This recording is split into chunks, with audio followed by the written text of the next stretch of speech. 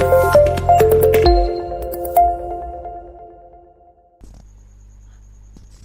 teman-teman, perkenalkan nama saya Siti Uyun Mubarak.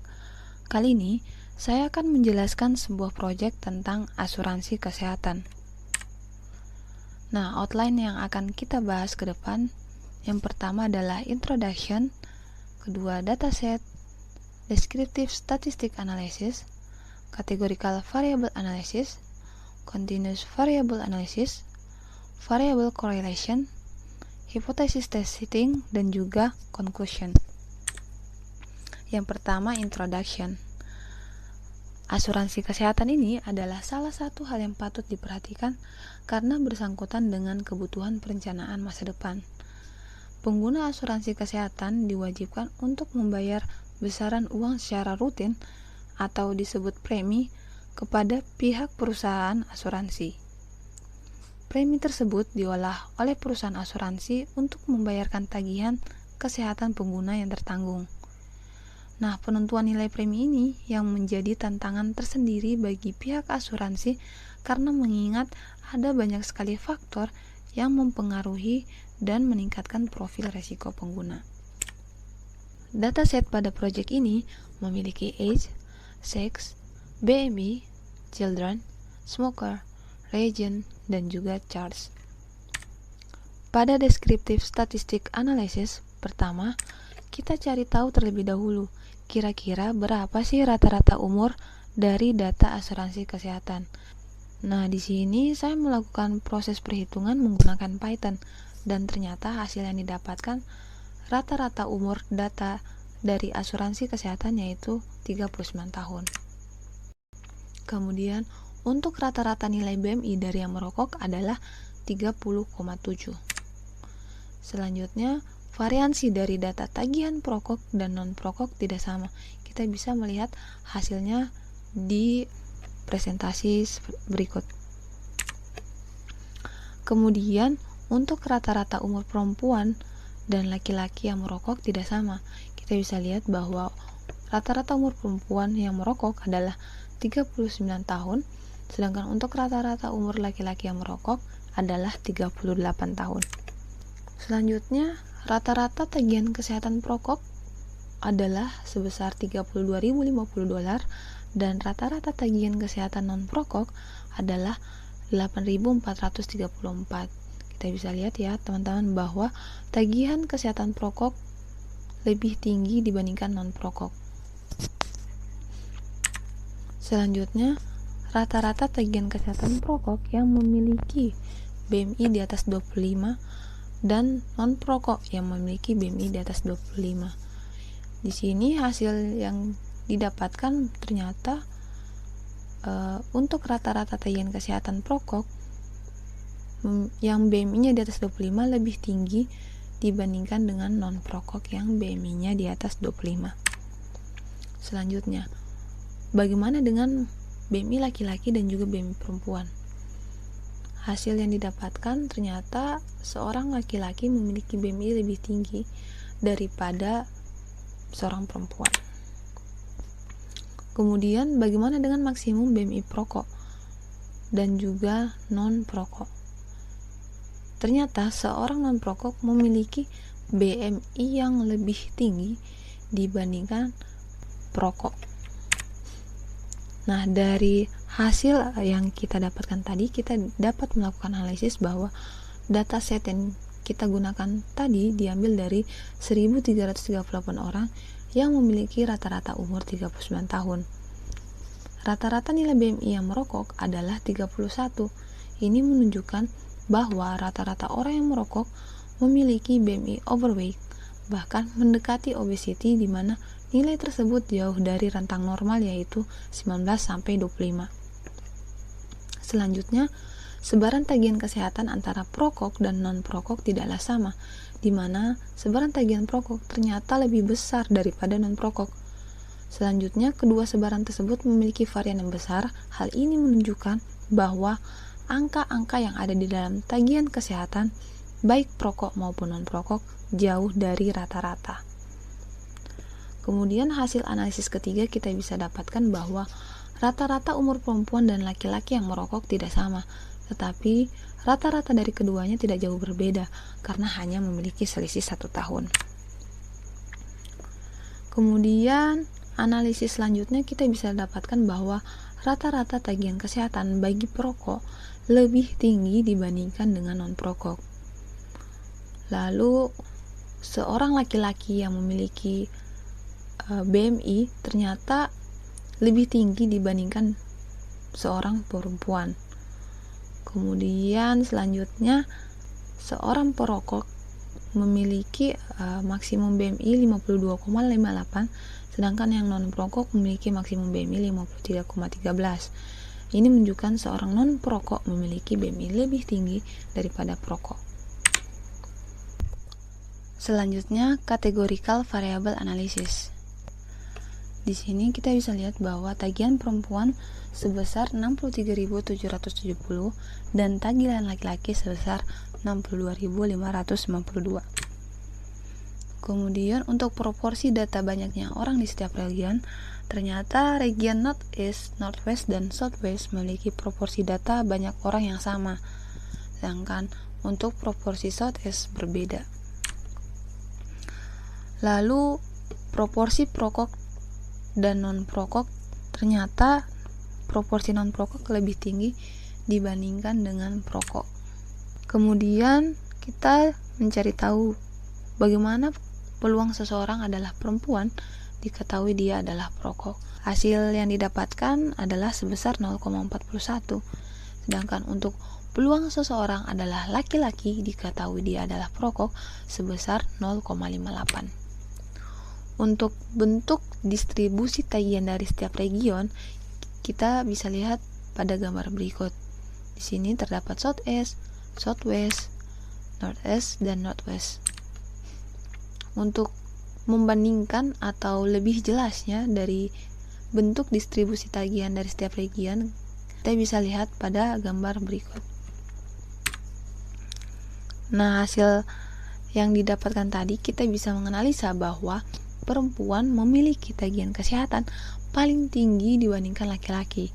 Hal ini dikarenakan proporsi non-perokok lebih tinggi dibandingkan dengan perokok. Kemudian, peluang seseorang adalah perempuan diketahui dia adalah perokok yaitu 0,41, sedangkan peluang seseorang adalah laki-laki diketahui dia adalah perokok yaitu 0,58. Hal ini menunjukkan bahwa jika diketahui ada seseorang perokok, maka peluang bahwa seseorang tersebut adalah laki-laki lebih tinggi daripada perempuan.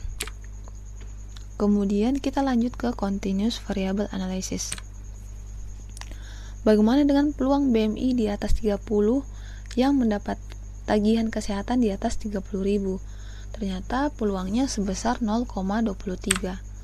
Kemudian bagaimana dengan peluang seseorang tagihan kesehatannya di atas 16.700 diketahui bahwa dia adalah seorang perokok? Maka di hasil yang didapatkan adalah 0,92.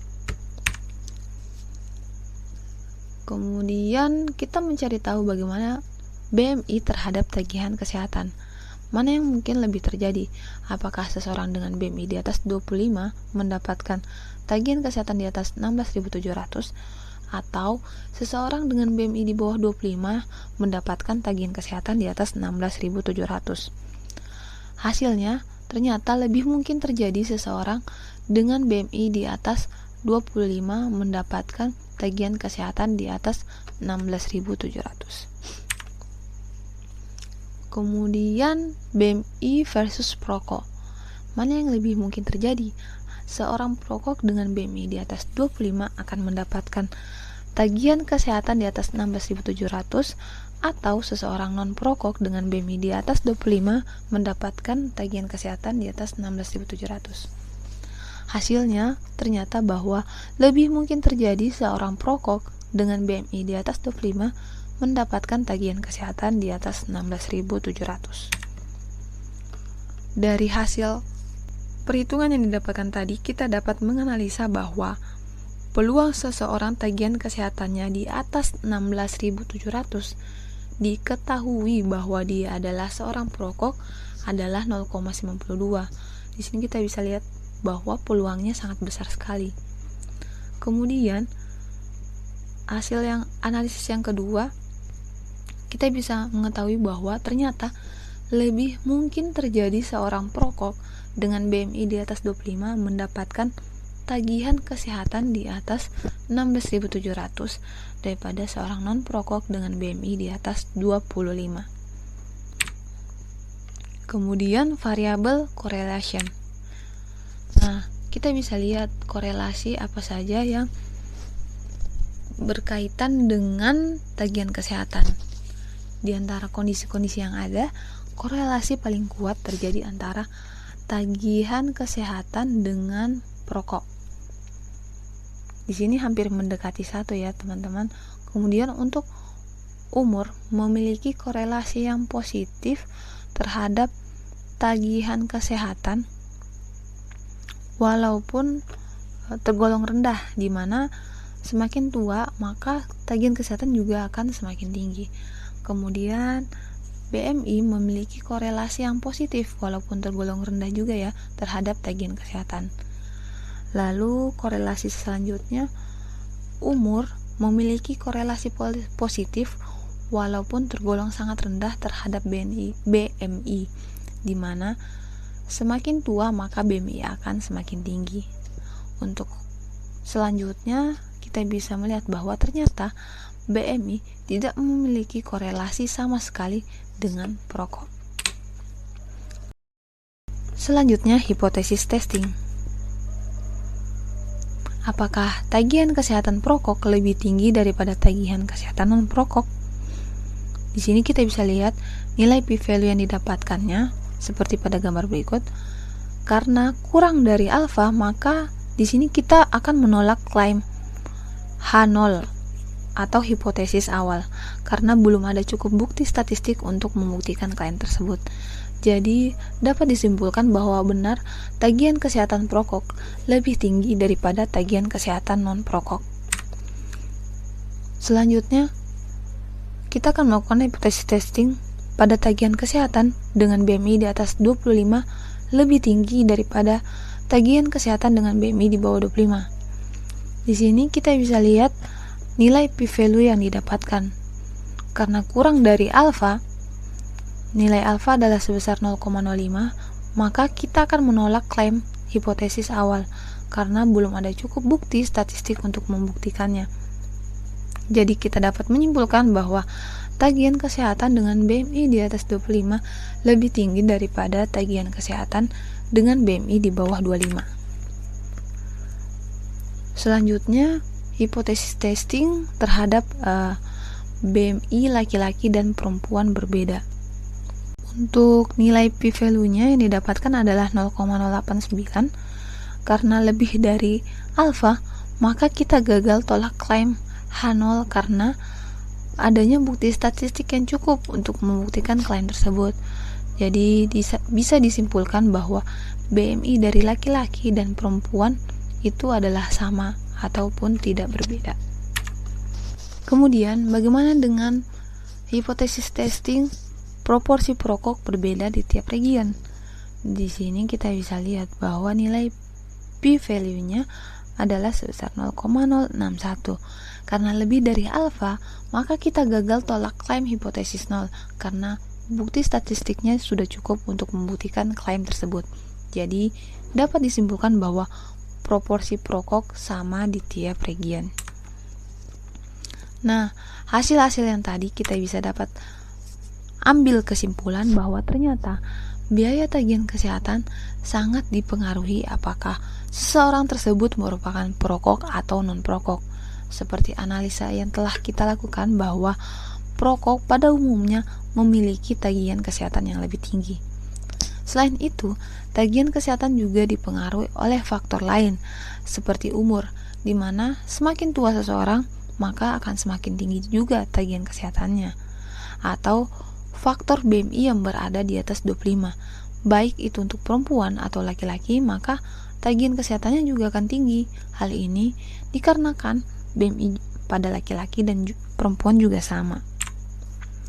Nah, dari hasil analisa yang didapatkan, maka kita bisa menciptakan kesadaran di lingkungan sekitar kita untuk berhenti merokok, karena hal tersebut sangat mempengaruhi keuangan. Terima kasih.